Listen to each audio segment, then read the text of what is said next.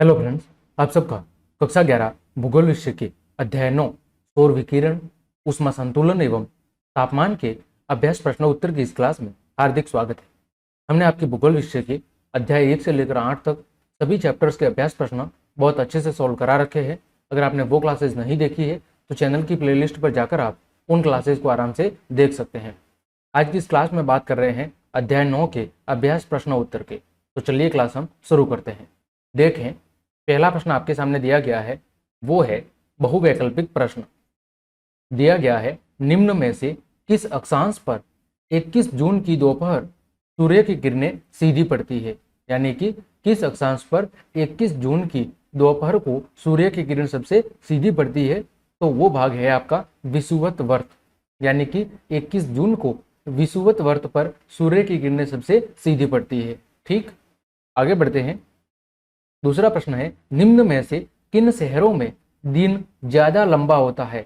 तो जो सबसे दक्षिणी हिस्से पर स्थित होगा, ठीक है, उस पर क्या होगा, उस पर सूर्य का प्रकाश ज्यादा पड़ेगा, ठीक है, ज्यादा समय तक पड़ेगा। तो सिंपल सी बात है, वहां पर दिन क्या होगा, लंबा होगा। तो तिरुवनंतपुरम भारत के सबसे दक्षिणी भाग में स्थित है, अतः यहाँ पर सूर्य का प्रकाश ज्यादा समय तक पड़ेगा। अतः यहाँ का जो दिन है, दिन का समय वो क्या होगा, लंबा होगा, क्योंकि यहाँ पर सूर्य की किरणें क्या पड़ेगी, सीधी पड़ेगी। अगला, निम्नलिखित में से किस प्रक्रिया द्वारा वायुमंडल मुख्यतः गर्म होता है। यानी कि ऐसी कौन सी प्रक्रिया है जिसकी वजह से मुख्यतः हमारा जो वायुमंडल है वो गर्म होता है। तो उसका कारण है लंबी तरंग दैर्ध्य वाली स्थलीय विकिरण से। कौन सी? लंबी तरंग दैर्ध्य वाली जो स्थलीय विकिरण है, उस स्थलीय विकिरणों के कारण हमारा जो वायुमंडल है वो सबसे ज्यादा गर्म होता है। अगला प्रश्न है, निम्नलिखित पदों को उसके उचित विवरण के साथ मिलाइए। पहला दिया हुआ है सूर्यताप, दूसरा एल्बिडो, समताप रेखा और वार्षिक तापांतर। इसका आपस में आपको क्या करना है, मिलान करना है। तो देखें, सूर्यताप का मतलब क्या है, आने वाला सौर विकिरण, यानी आने वाला सूर्य की जो विकिरण है उस विकिरण ऊर्जा को ही सूर्यताप के नाम से जाना जाता है। दूसरा है एल्बिडो। एल्बिडो का मतलब है किसी वस्तु के द्वारा परावर्तित दर्शनीय प्रकाश का प्रतिशत, कि कोई वस्तु अपने ऊपर गिरने वाले प्रकाश को कितना परिवर्तित कर पाती है, वो कहलाता है एल्बिडो। तीसरा समताप रेखा का मतलब है समान तापमान वाले स्थानों को जोड़ने वाली रेखा। और अगला है वार्षिक तापांतर। वार्षिक तापांतर का मतलब है सबसे कोष्ण, कोष्ण का मतलब गर्म, और सबसे शीत महीनों के मध्य जो तापमान का अंतर है, यानी सबसे गर्म महीना और सबसे ठंडा महीना, इन दोनों के बीच का जो सबसे अधिकतम अंतर है तापमान का, वही कहलाता है वार्षिक तापांतर। कि भाई सबसे गर्म महीना कौन सा था और सबसे ठंडा महीना कौन सा था, इन दोनों के तापमान में कितना अंतर है, वही कहलाता है वार्षिक तापांतर। तो इस तरह आपको आपस में मिलान कर लेना था। ठीक है, आगे बढ़ते हैं। पृथ्वी के विषुवतवर्तीय क्षेत्रों की अपेक्षा गोलार्ध के उपोष्ण कटिबंधीय क्षेत्रों का तापमान अधिकतम होता है, इसका मुख्य कारण क्या है। प्रश्न क्या बोल रहा है कि पृथ्वी का जो विषुवतवर्त वाला क्षेत्र है उसकी अपेक्षा जो गोलार्ध का उपोष्ण कटिबंधीय क्षेत्र है, कौन सा, उपोष्ण, उप प्लस उष्ण, उपोष्ण कटिबंधीय क्षेत्र है, उसका तापमान अधिकतम होता है। इसका कारण क्या है? तो इसका कारण है कि जो उपोष्णीय कटिबंधीय क्षेत्र है उनमें गर्मी के दिनों की जो लंबाई है वो विषुववर्तीय क्षेत्रों में जो गर्मी के दिनों की लंबाई है उससे क्या होती है, ज्यादा होती है। मतलब उपोष्ण कटिबंधीय क्षेत्रों में जो गर्मी के दिनों की संख्या या लंबाई है वो विषुवतीय क्षेत्रों से क्या होती है, ज्यादा होती है। और यही कारण है कि उपोष्ण कटिबंधीय क्षेत्रों का तापमान विषुवतवर्तीय क्षेत्रों की अपेक्षा क्या होता है, अधिक होता है। ठीक है, तो ऑप्शन ग इसका ख आपका सही आंसर हो जाएगा। अगला प्रश्न, पृथ्वी पर तापमान का असमान वितरण किस प्रकार जलवायु और मौसम को क्या करता है, प्रभावित करता है। ये बोल रहा है कि पृथ्वी पर तापमान का असमान वितरण, कि कहीं पर तापमान ज्यादा है कहीं पर तापमान कम है, ये किस प्रकार जलवायु और मौसम को क्या करता है, प्रभावित करता है। यानी तापमान का ये असमान वितरण किस प्रकार जलवायु और मौसम को प्रभावित करता है, ये आपको बताना है। तो देखें, पृथ्वी अपनी ऊर्जा का लगभग संपूर्ण भाग कहां से प्राप्त करती है, सूर्य से। पृथ्वी अपनी ऊर्जा का लगभग संपूर्ण हिस्सा 100% कहां से प्राप्त करती है, सूर्य से प्राप्त करती है। इसके बदले पृथ्वी सूर्य से प्राप्त ऊर्जा को अंतरिक्ष में वापस क्या कर देती है, विकिरित कर देती है। यानी सूर्य से जो ऊर्जा पृथ्वी ग्रहण करती है उस ऊर्जा को वह पुनः अंतरिक्ष या वायुमंडल में क्या कर देती है, विकिरित यानी फैला देती है या बांट देती है। परिणाम स्वरूप पृथ्वी न तो अधिक समय के लिए गर्म होती है और न ही अधिक समय के लिए ठंडी होती है। ठीक है, यानी इसी कारण से जो पृथ्वी है वो न तो ज्यादा समय के लिए गर्म होती है और न ही ज्यादा समय के लिए ठंडी, क्योंकि ये सूर्य से प्राप्त होने वाली जो ऊर्जा है उसका कुछ ही समय के अंदर वायुमंडल में फिर से क्या कर देती है, विकिरण कर देती है। अतः हम पाते हैं कि पृथ्वी के अलग अलग भागों में प्राप्त ताप की मात्रा क्या होती है, समान नहीं होती है। इस वजह से क्या होता है कि पृथ्वी के अलग अलग भागों में तापमान में क्या पाया जाता है, अंतर पाया जाता है, ताप की मात्रा समान नहीं होती। और इसी भिन्नता के कारण वायुमंडल के दाब में भी क्या होती है, भिन्नता होती है। और इसी भिन्नता या अंतर के कारण वायुमंडल का जो दाब है, जो वायुमंडलीय दाब है, उसमें भी क्या होती है, भिन्नता होती है। और इसी कारण से पवनों के द्वारा ताप का स्थानांतरण एक स्थान से दूसरे स्थान तक होता है। और जब वायुमंडलीय दाब में परिवर्तन होगा तो किसकी उत्पत्ति होगी, पवनों की उत्पत्ति होगी। और पवनें उच्च वायुदाब से निम्न वायुदाब की ओर क्या होगी, प्रवाहित होगी। और इसी कारण से जो ताप का स्थानांतरण है वो भी एक स्थान से दूसरे स्थान पर पवनों के माध्यम से होता रहेगा। और इस प्रकार पृथ्वी पर तापमान का जो असमान वितरण है वो जलवायु और मौसम दोनों को ही क्या करता है, प्रभावित करता है। और इसी वजह से अलग अलग स्थानों पर मौसम और जलवायु की अलग अलग स्थितियां पाई जाती है। ये कौन निर्धारित करता है, ये तापमान का असमान वितरण प्रभावित करता है। ठीक, आगे बढ़ते हैं। अगला प्रश्न है आपका, वे कौन से कारक है जो पृथ्वी पर तापमान के वितरण को प्रभावित करते हैं। यानी ऐसे कौन से कारण हैं जो पृथ्वी पर तापमान के असमान वितरण को क्या करते हैं, प्रभावित करते हैं, या तापमान के वितरण को क्या करते हैं, प्रभावित करते हैं, जिनकी वजह से कहीं पर तापमान ज्यादा है तो कहीं पर बहुत ही कम है। तो पृथ्वी पर तापमान के वितरण को प्रभावित करने वाले कारक कुछ निम्न है। पहला है उस स्थान की अक्षांश रेखा। ठीक है, उस स्थान की अक्षांश रेखा कौन सी है, वह कौन से अक्षांश पर स्थित है, वो सबसे पहला कारण निर्भर करता है। दूसरा, समुद्र तल से उच्च स्थान की उत्तुंगता यानी कि ऊंचाई कितनी है, उस स्थान की समुद्र तल से ऊंचाई कितनी है, वो भी तापमान के वितरण को प्रभावित करता है। तीसरा कारण है समुद्र से उस स्थान की दूरी कितनी है। अगला, वायु सहंती का परिसंचरण, यानी वहां पर वायु का जो परिसंचरण है, पवनों की जो दिशा है, वो पवनों की दिशा या पवनों का जो स्थानांतरण है वो किस तरह होता है, वो भी प्रभावित करता है। अगला, उष्ण यानी गर्म और ठंडी महासागरीय धाराओं की उपस्थिति, वहां पर महासागरीय धाराओं की उपस्थिति का वितरण कैसा है, वो भी प्रभावित करता है। और अगला, स्थानीय कारक।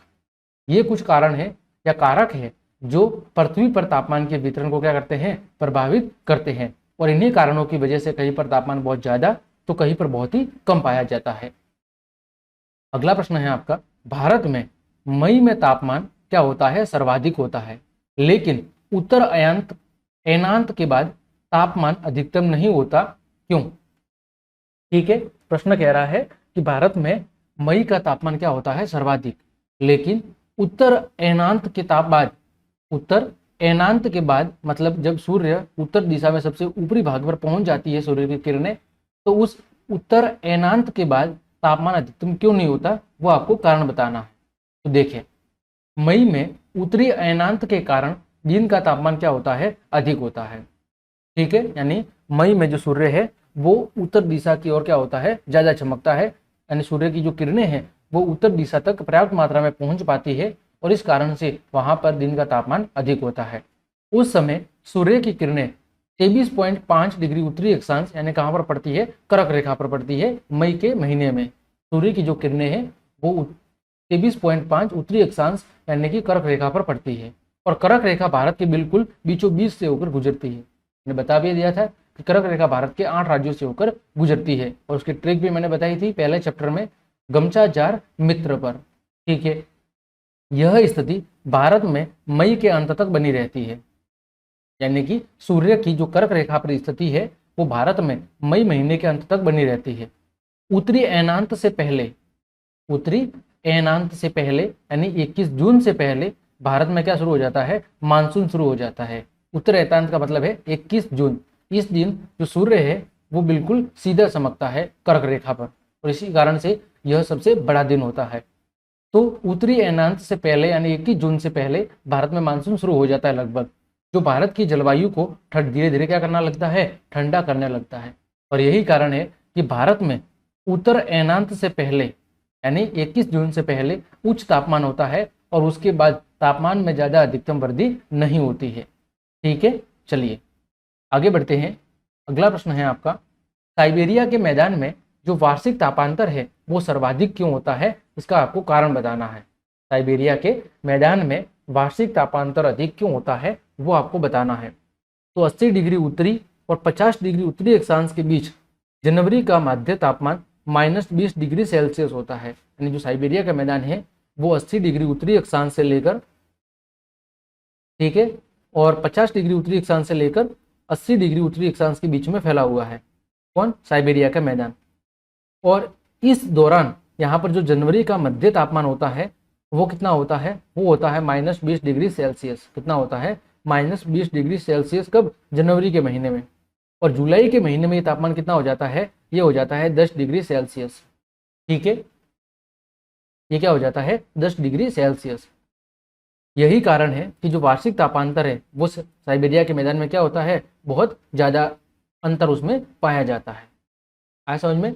मतलब क्या है कि 80 डिग्री उत्तरी और 50 डिग्री उत्तरी अक्षांश के बीच जो जनवरी महीने का तापमान है वो लगभग कितना होता है, -20 डिग्री सेल्सियस।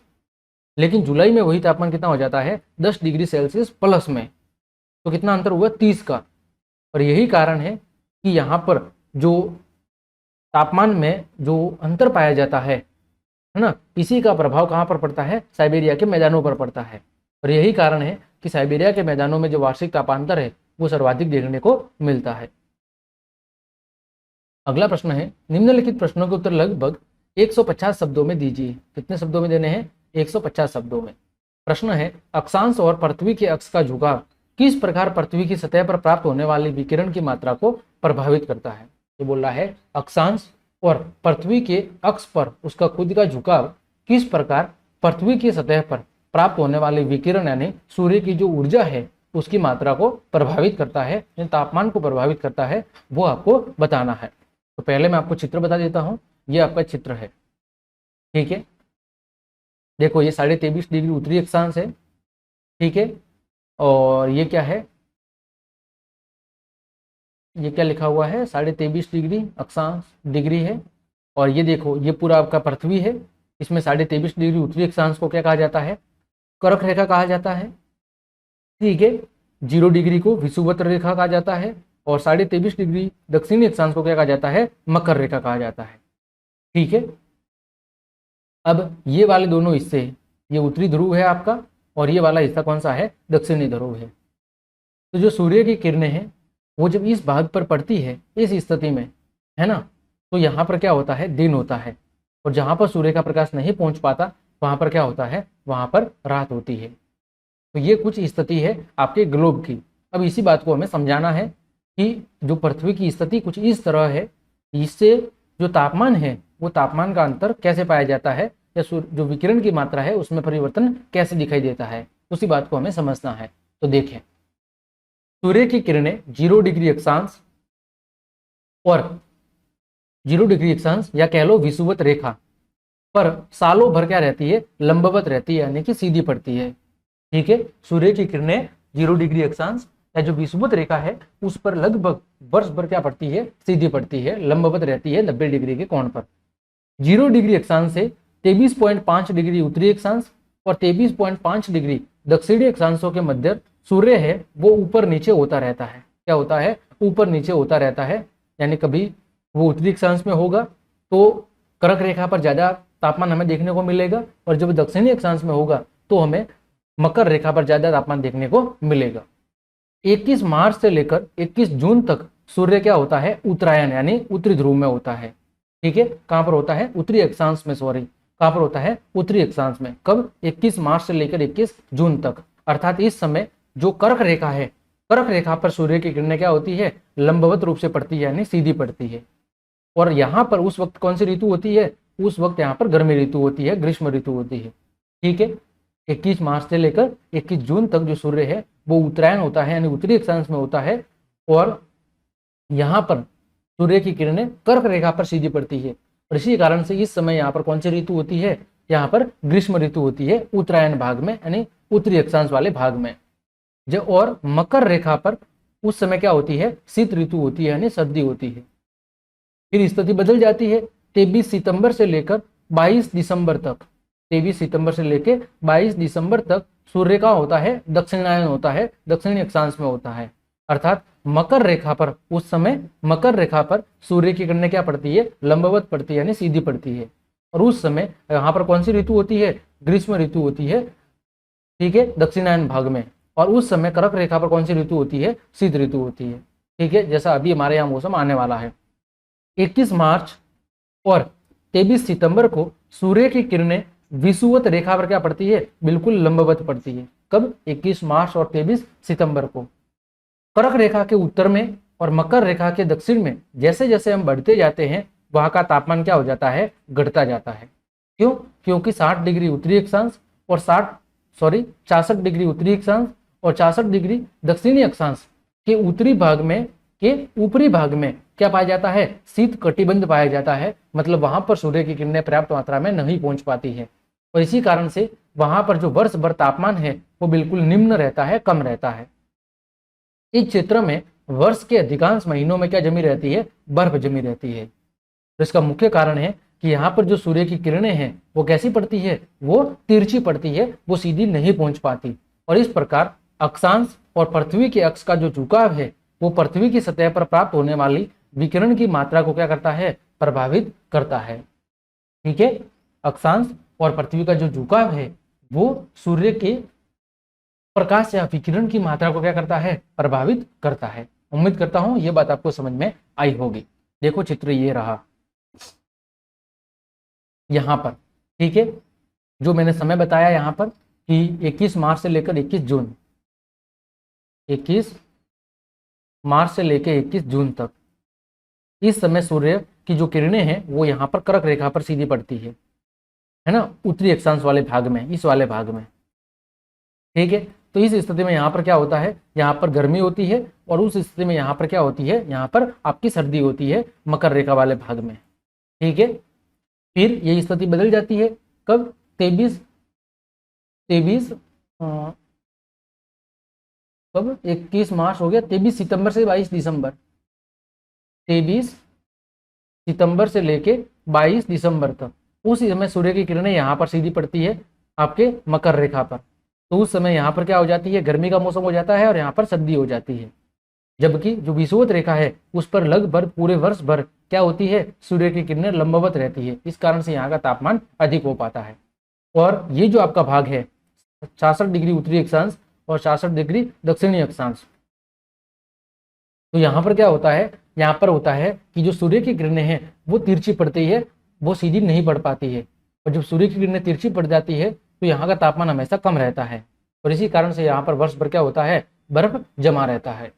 ठीक है, चलिए आगे बढ़ते हैं। अगला प्रश्न है आपका, उन प्रक्रियाओं की व्याख्या कीजिए जिनके द्वारा पृथ्वी तथा इसका वायुमंडल ऊष्मा का संतुलन बनाए रखते हैं। यानी कि वायुमंडल में ऐसी कौन कौन सी प्रक्रिया या घटनाएं होती है जिसकी वजह से पृथ्वी और वायुमंडल में ऊष्मा का जो संतुलन है, जो ताप का संतुलन है वो बना रहता है, वो आपको बताना है। तो देखें, पृथ्वी पर सूर्य के ताप का जो वितरण है वो कैसा है, असमान वितरण है, कहीं पर ज्यादा है तो कहीं पर कम है। अभी जैसे हमने पिछले प्रश्न में देखा था, सूर्यताप के असमान वितरण के बावजूद वायुमंडल सूर्यताप की असमानता को क्या कर देता है, काफी हद तक कम कर देता है।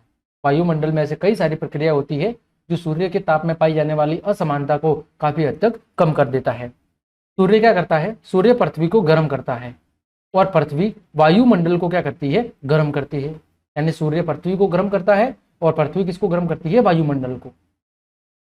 प्रकृति संपूर्ण पृथ्वी पर संतुलन बनाए रखने के लिए ऐसी क्रियाविधि को जन्म देती है जिससे ऊष्मा का स्थानांतरण उष्ण कटिबंध से उच्च अक्षांशों की ओर वायुमंडलीय परिसंचरण तथा महासागरीय धाराओं के द्वारा क्या होता है, संपन्न होता है।